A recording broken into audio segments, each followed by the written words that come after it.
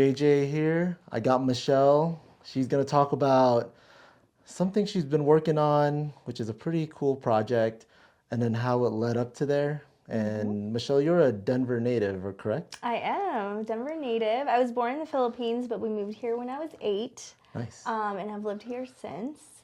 So yeah, that is kind of a rare find these days. I know you've seen all the madness here, right? All the madness, oh my gosh, from it being like even Sloan's Lake, Sloan's Lake wasn't very nice when we moved here, and now it's like completely developed and it's like one of the hottest neighborhoods.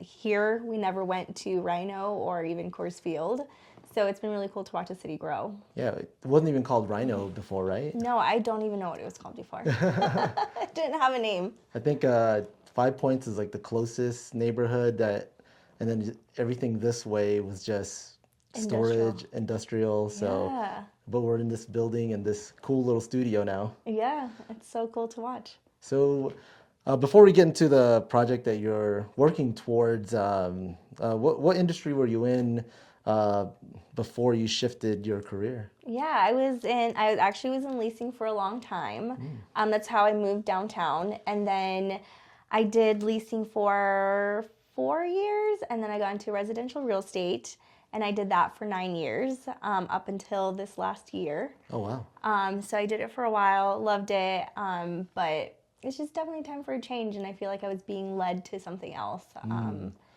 that I'm very passionate about. Like something was calling you, right? Yeah, yes, but at the same time, it also just like fell into my lap. Yeah. And I think,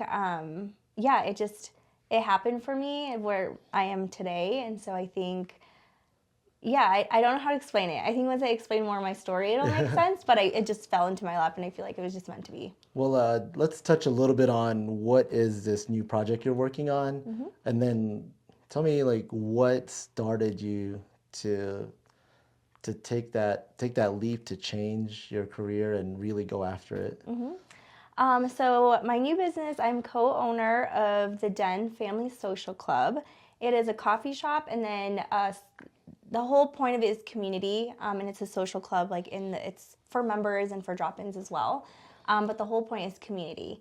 So how I got started in it was I have 2 kids. I have a 3-year-old and a 6-year-old, and so when my daughter was 7 or 8 months old, I was like knee deep in postpartum. Like I was dealing with postpartum anxiety and postpartum depression, and I just wanted community. And then the Den opened up, and it was like the first weekend they were open. I stopped in and I met Chandler, who's my business partner, is also the owner of this one. I sat down and just had like raw, open conversations with her about parenthood and how hard it is. And that turned into me becoming a member and me going there every single week to be like meeting so many moms in like such a big community that like helped me through parenthood and then everything that's gone on with my life. And then she showed up for me really big when my husband passed away. And so it was just like community and the people around you and how important it is. And then it just happened. Like once me and her talked about a second location,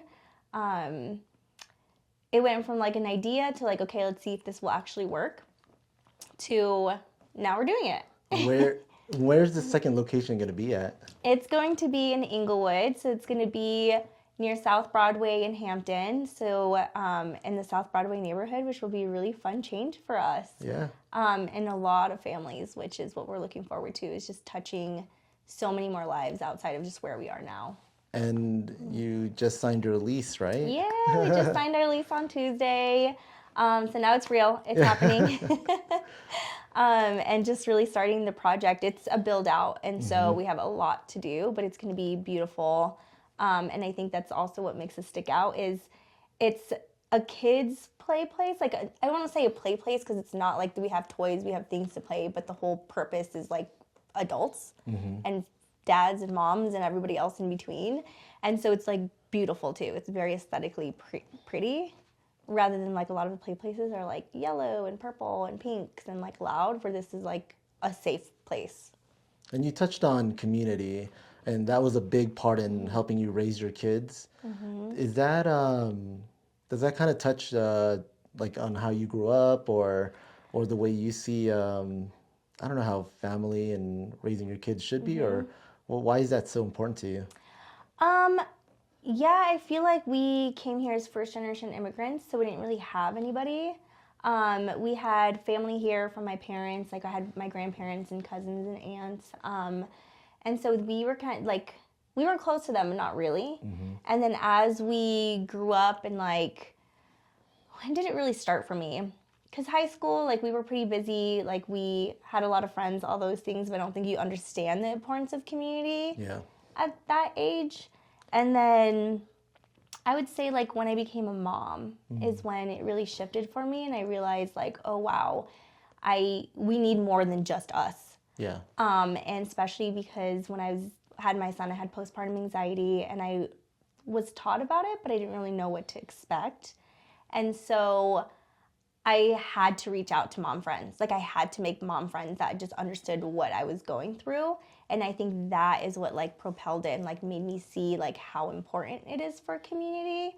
But I mean, I guess before that, really in real estate, you know, and like leasing and the community that you guys build here and outside of it. And it just kind of flourished from there into like my business and then to parenthood. Do you think for some people it's hard to reach out like that because, you know, being Filipino, we tend to just stay within our boundaries of family. And Absolutely. then you have your extended family.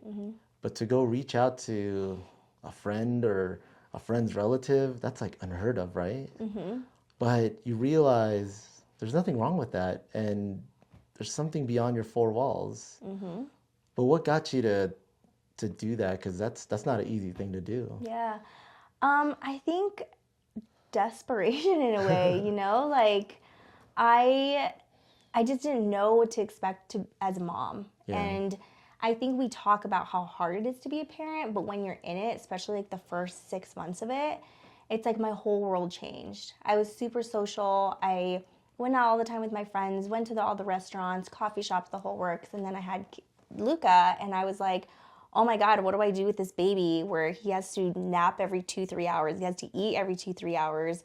So I just stayed home.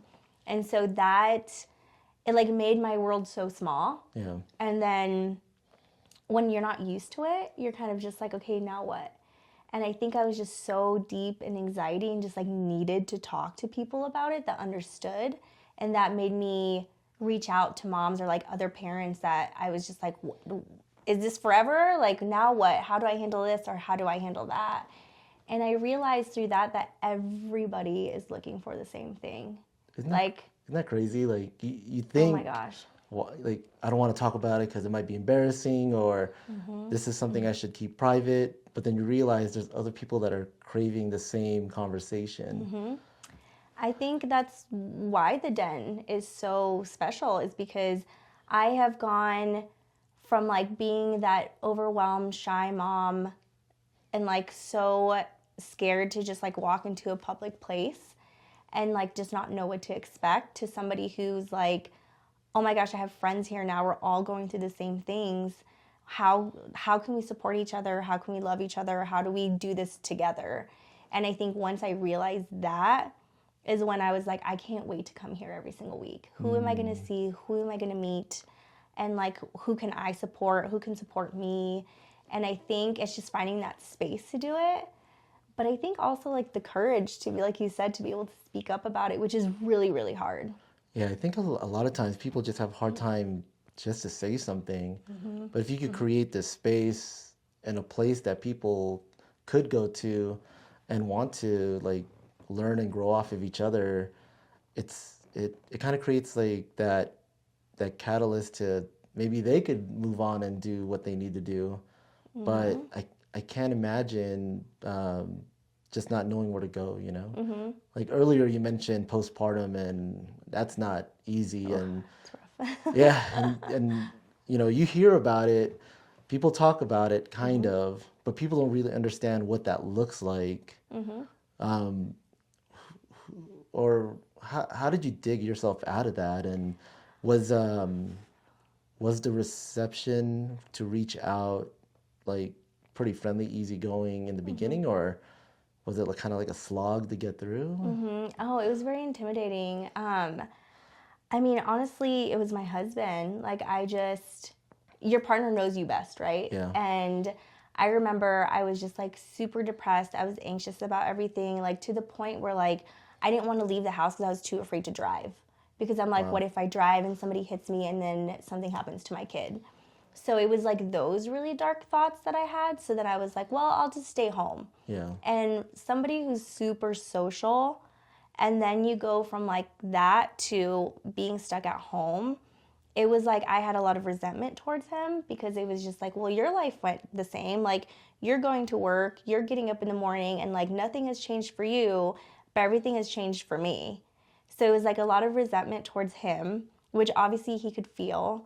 And then your lack of sleep, you're like exhausted because you're not sleeping. And then it just like kind of roller coastered into one big ball of like, Yeah. oh my God, who am I? And like a lot of tears, and he just knew that something wasn't right. And so I wish every parent had a partner like this, but like mine was like, I'm gonna take you out to dinner tonight and someone's gonna watch the baby. And I thought it was just gonna be like, we're having a date night. And then at dinner, he was like, I'm not saying this to offend you. He's like, and I'm not saying it to make you upset. He was like, but I think you're going through something postpartum. And I just want to know how we can get you out of it and how we can help you. And so it came from just like such a loving space.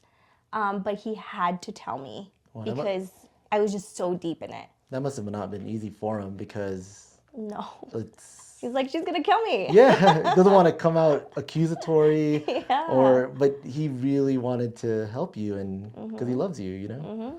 And Exactly. isn't it crazy like it sounds like a simple conversation, but it's not. But to get that out and be on the same frequency is super important, right? Oh, absolutely. It was like once he told me, I remember I was like, what? Like kind of offended at first. And then I just like stopped and I was just like, okay, he's right. And he was just like, I feel, it wasn't like saying what I was doing wrong. It was just like, I feel like these are the things that I'm noticing.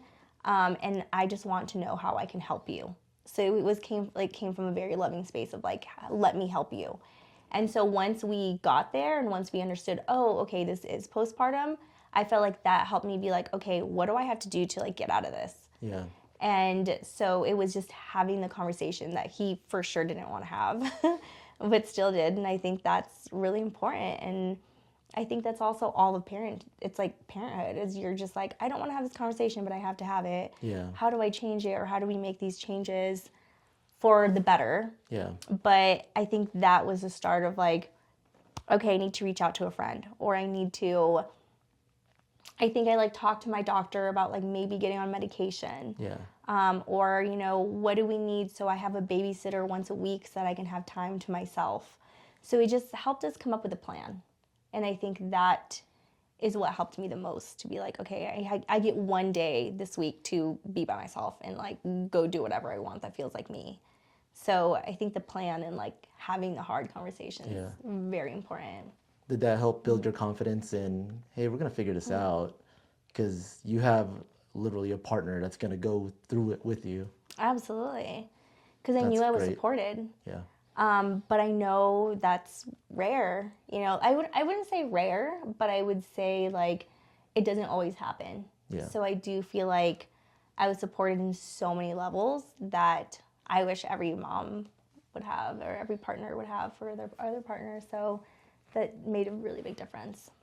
Yeah, sometimes I think when people think about relationships, it's not always about the good times. Is there someone there that can sit in the mud with you, even though you don't know if there's going to be like light at the end of the tunnel, but if you're there with me, I mean, that's a different kind of bond, Oh, 100%.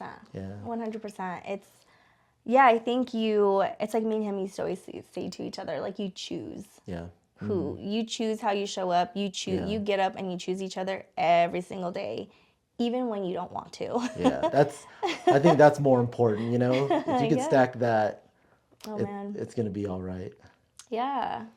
So, I mean, I'm thankful I got to experience that. That's for sure. And I think that foundation is what led us to dealing with even harder things in life, and has set me up for my foundation going through the hardest year of my life. So it's all, looking back on my life now, it's just like, wow, all of this has like prepared me to be where I am today. Motherhood's not easy. Postpartum is definitely not easy. Um, Go into why was 2025 a tough year for you? Yeah. So actually, we'll go back one more year, but in 2024, my husband got diagnosed with cancer. When we found it, it was stage 4 metastatic melanoma. Wow. And so we had it was like we thought we had it all figured out. Life was good. We're cruising. And then he suddenly started to get sick, and it just turned out to be cancer. So he was diagnosed in June of 2024, and then he passed away October of 2024. Oh, So, wow. yep, That was 15 months. quick. It was very quick. And as I tell everybody, it is no joke when they say that you blink and life changes. Like like I mentioned, like we thought we had it figured out. We had the family, the house, the whatever, we did so much. And so it was like, there's no way that could happen to us. Yeah. And so it was very shocking, but I think it was just such a big lesson of like, you blink and life changes. Now what? And so I think going back to our conversation of like him showing up for me in postpartum, this was like my turn to show up for him and take care of him. And I like gladly did it. And I actually feel so honored that I got to for the 4.5 months, 5 months that he was sick. So that's wonderful, but it just sucks that it lives in this tragic like space. Totally. But yeah, him showing up for you and you showing up for him is amazing. Yeah, I think it's life and it's marriage, and it's why it matters when you choose your partner, because we never thought we would be going through this, like we never were like, okay, if really hard things happen, how are we going to handle this? Like, if you get diagnosed with cancer, what are we going to do? Or really any of it, but we fortunately did have conversations of like, okay, if something were to happen to me, what would you want? What are your wishes for me? Those type of conversations. Or even when he was diagnosed, we were in Chicago and he was super sick and we couldn't come home. And so that's where he was in the hospital, and we found out it was cancer, and then we made it home. And I remember we were laying in bed and he was like, how are you? And I was like, you are the one who just got diagnosed with cancer and you're asking how I'm doing? Like, what? And I think like that was a moment too where I was just like, to feel so deeply loved and cared for is like such a special thing. Yeah. But he also said, and this is like a conversation I repeat in my head often, is he said, 1, I'm glad it's me and it's not you or the kids. And 2, if this is a long-term battle, I don't want to do it because I don't want to live a life that is not going to be great for all of us. He's like, if I'm bedridden and I'm sick and I can't live it the way I want and we can't live a life that we want, then I don't want to do it. And so I think about that daily just because it's like, here I am, like I'm still here. And so what does that life look like for me and my kids? And man, it's a loaded question, that's for sure. Like, how do you show up, right? Yeah, and I think I could look at loss as, and it is so heartbreaking, and it is the hardest thing I've ever been through in my entire life, but I also use it as fuel. I use it as like, I lost my husband, so what do I have to do to make sure I live this life to the fullest? Like, that my kids are happy, that I'm happy.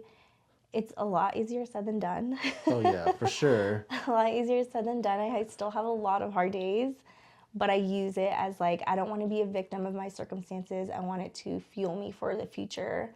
And the fact that he's like set us up with a really good life. So it's like, I owe it to him almost. Like, I owe it to him, I owe it to me, I owe it to my kids, I owe it to our family to live a life that he would want us to live. And I know it's not sadness, I know it's not depression. I know it's not any of that. And so even though like loss is really hard, I think it's taught me so much too of like how I look at life. I know it's, I mean, that hits you like a ton of bricks, right? 100%. Has this experience kind of led or gone towards creating the second space for the Den, or being part of that organization? Yeah, it's kind of, yeah, it led me to it. I think last year was a blur. I feel like it was just like, they say the first year is like this fog is just over you. And then this, once the first year ends, it like lifts. And I remember being so lost. Like I was like, I had it all. Now what? Like, what am I going to do with my life? I was in residential real estate, but that no longer was filling me. I had a listing and I worked with a buyer and it was fun and it was great, but I was just like, this doesn't fill me anymore. And so I think about it as life is short. If it's not filling me, I don't want it. And so I kind of was like, okay, I'm going to step away from that. I'll focus on the kids. But it goes back to, here I am, a 36-year-old widow with 2 kids. Who am I? What do I want to do? And what's going to fuel me for the future? And so Chandler, my business owner and the owner of the Den, she just always, me and her have remained close. Like I was there from when they opened and we just got close throughout the years. And she showed up big for me and my family when Stefan was sick and then when he passed away. And so I don't even remember how we got into the conversation. I think we were just talking about business. And she was like, I think I asked maybe of like, when are you going to open the second Den? Just like curious or something. And she was like, well, if you want to invest in anything, let's sit down and talk. And I remember I was like, okay. And it's funny because I would come home, like there are days I would come home and be like, Stefan, like it'd be so cool if we can, like if she ever opens up another Den, like if I could be part of it or we could invest in it.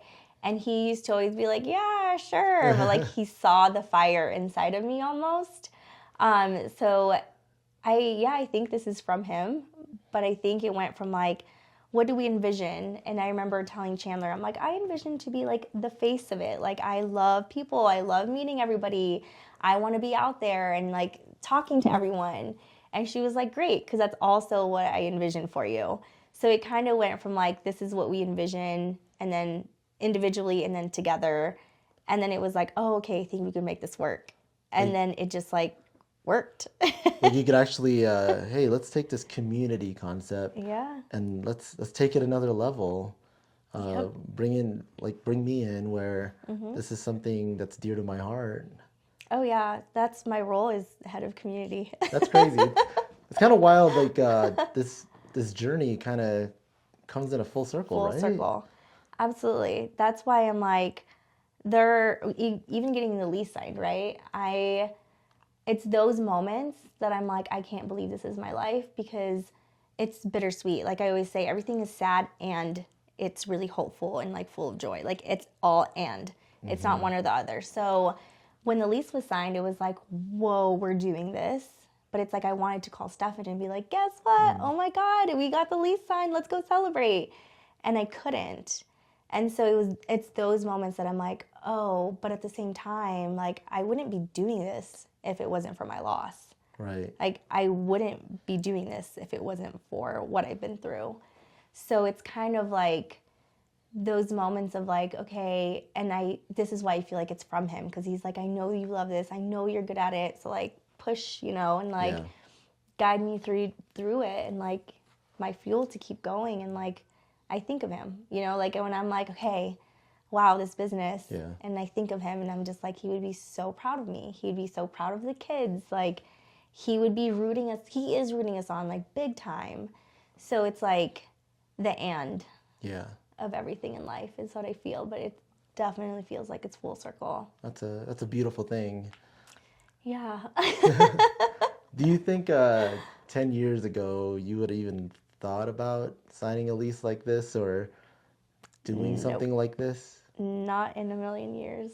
But then also, you just never know where life takes you, right? Like you truly have no idea. When I've learned that we have zero control over anything. Like anything can change at any minute. And I think to know that, like you say, we all say it all the time. Like we say it and like, but to like really believe in it in your gut is so different, because it is like 10 years ago.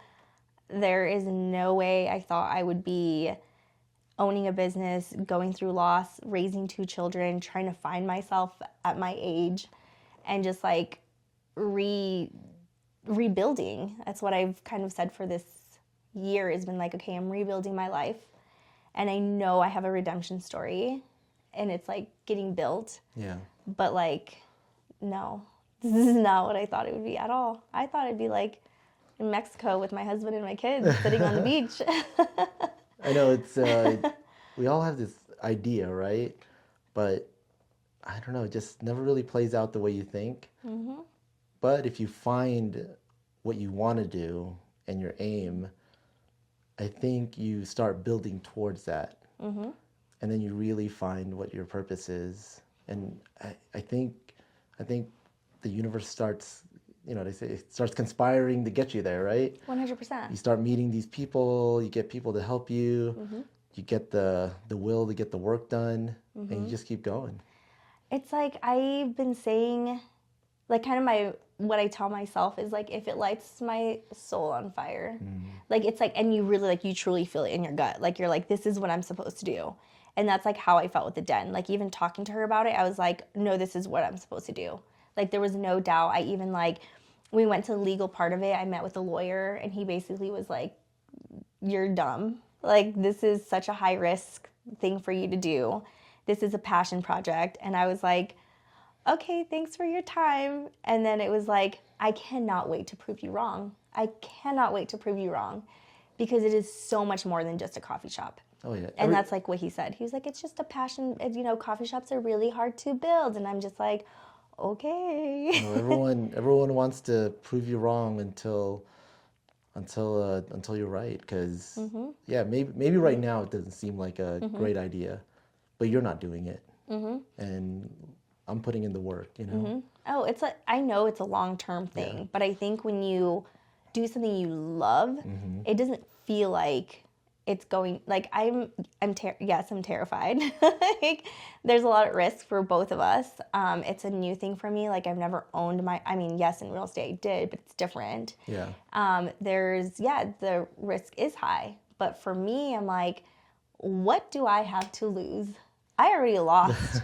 I already lost the thing that I thought I would never lose, and the hardest thing that I could go through, I've already done it. So if this doesn't fail, guess what? The worst thing has already happened for me. So let's do it. Yeah. And like between me and Chandler and the drive that we have and the passion that we have, I'm like, it's not going to fail. Like it's just not going to. But I think it is like really believing that in yourself and like what you are capable of, which I think has been such a big lesson for me. It's like I said that last year I was like, oh crap, now what? And now it was like a year hit, and after a year, I was like, wow, we made it a year. It was like a year ago, I had no idea what I was doing.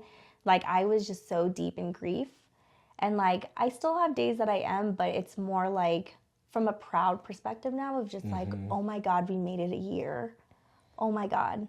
If we can make it 1 year, then we could for sure keep doing this. Yeah, day by day. It only makes you stronger. Yes. Yep. Yeah, day by day. And I think calling the den a coffee shop is not fair, because there's going to be so many layers to it. Mm-hmm. And building community, I think a lot of people don't understand how hard that is, mm-hmm. but also how important it is. Mm-hmm. And you're taking on a big endeavor, so mm-hmm. like, my hat's to you on that. Thank you. We need more of that. Yeah, I'm hoping, I just want it to be more, it's like I said, I know I have a story, and I know there's like lives to be touched, and I want to be part of that. And and it's only going to be through community that I'm going to learn that. But also like one of my ideas is it's right by Swedish Hospital, and that's where Stefan had that's where he would have treatment, like his oncologist was there, and then he was there for 5 weeks before he passed. And so when we first looked at the space, I was like, oh, this is like such a traumatizing experience for me. And then I remember I was like, but what if it's not? Like, what if this is where some of my healing needs to be done? Like, what if we partner with them and like I'm able to connect with families like that are going to treatment? Like, you drop them off at treatment and you can come to the den and we could have a conversation, or not. I could just support you and you could have a coffee and just like exhale, you know? Or like, what if someone's losing their husband and they have no idea who to talk to, and they could be sent to the den and I could talk to them about what to expect, or anything, you know? So I think that is also why I'm like, we're so meant to be there, because like, what if we're in partners with them? And that's a community that I am way too comfortable in at this point. Wow, I didn't even think about it in that way, where like other areas like could be helped by it, where people don't know where to go, and wait a minute, there's a beacon of light right there. You're right. It's like, and it like you said though, it's not like you're not like, who can I talk to? What can I, like, that's not an easy task. But I think once you like find yourself in it, it's like it's all you want. Yes. It's like it's that big like, oh, okay, found my people. Now I can just like count on them and like they understand me. It's like we just all want to be understood and cared for and loved. And it doesn't have to be just your partner. I think it's like from everybody. But that's also like what I want to represent. It's like, yeah, I've been through some really hard crap, but like I still just want to love on people and like care for them and like be there for them the best way that I can. And so it is like, it's so much more than that. But I think once you find your space in it, you're like, oh, okay, this is what community is, and I want more of it. Yeah, that's pretty powerful, like being able to reframe a negative into a positive. Yeah, I'm trying. That's all you can do. Yeah. I mean, like you said earlier, it's one day at a time, but One day at a time. That's what I always say. I do like a monthly post of like what that month was for me. It started with like 1 month without you, 6 months without you, a year without you. And so I try to do it and just like to even read it. But I always end it with like 2 feet on the ground every day. I get up and we are doing this. I don't know what it's going to look like, but my 2 feet are going to be on the ground. And I also always say, if not with you, then for you. Because that's how I like truly believe in this, is like, you're not here to do this with me, but I'm going to do it for us. I'm going to do it for me, the kids, and especially for you. Because what's the alternative to, you know? yeah. Like, I don't want to be a victim in it. I'm here for a reason. Like, I truly believe I'm here for a reason. And I want to be able to live that to the best I can. But that's all. Every day I'm like 2 feet on the ground. 2 feet on the ground. 2 feet on the ground. We have no idea what today is going to look like. Some days I'm like, yes, we're thriving. And some days I'm like, okay, how are we going to do this? How are we going to get through it? But you just have to keep going. And that's, again, easier said than done. But there's like that fire inside of my soul that tells me to just keep going. Quite the journey, Michelle. Could you, or would you have ever imagined going through all this, and also just realizing how strong you really are, and get through it and go towards a new aim in life? No. I thought, no, not at all. I think you find your strength when you are at rock bottom.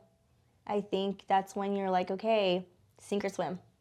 And honestly, a lot of it has to do with my kids. Like, they're my purpose. They are the best part of who I am. And so that's why it's like, sometimes it's like, this is really hard, but I'm so thankful I have them.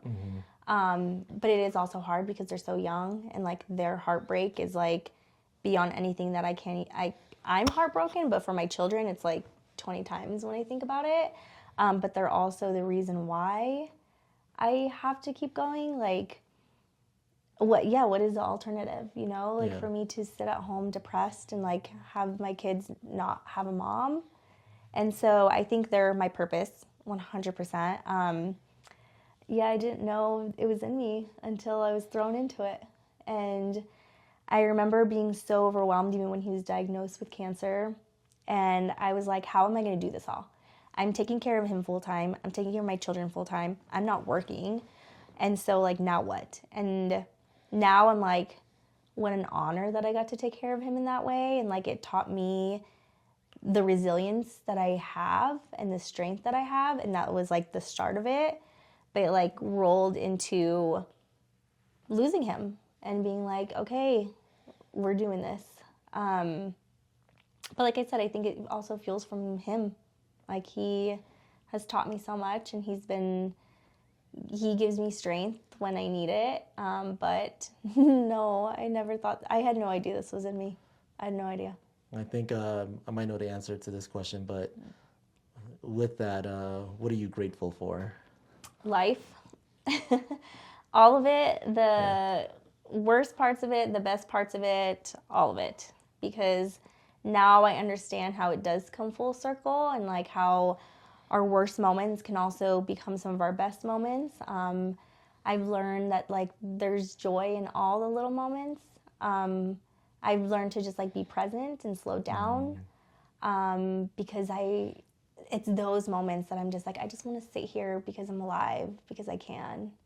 I want to just like stare at my children's faces because I can.